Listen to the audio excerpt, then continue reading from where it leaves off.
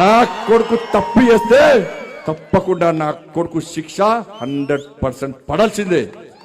ఇలా నా కొడుకు ఒక రకమైన చట్టం, ఇంకో వ్యక్తికి ఇంకో రకమైన చట్టం ఉండాలని కోరుకునే వ్యక్తి బండి సంజయ్ గారు. సమాజంలో చట్టం ఎవరికి చుట్టం కాదు, సమాజంలో చట్టం అందరికీ సమానమైన విషయాన్ని ఇవాళ నేను స్పష్టం చేస్తున్నానా.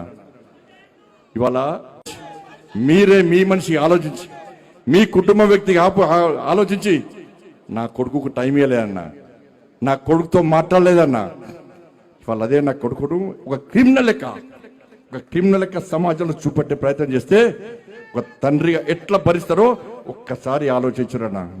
నా కొడుకు నేనేం తప్పు చేయలేనా, మేము ఫ్రెండ్స్ ఉన్నానా, మేము తప్పు చేయలే, కలిసి ఉన్నాం, ఇలా విడిపోయినాం, నేను ఏ తప్పు చేయలే, నిజాయితీగా బయటికి వస్తా చెప్పి ఇలా నా కొడుకు ఎప్పటికీ నేను సమర్థిస్తలేనన్నా.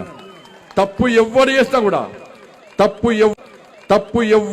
కూడా నా కొడుకైనా సరే ఎవడైనా సరే చట్టం ముందు సమానులే. నా కొడుకు తప్పు చేస్తే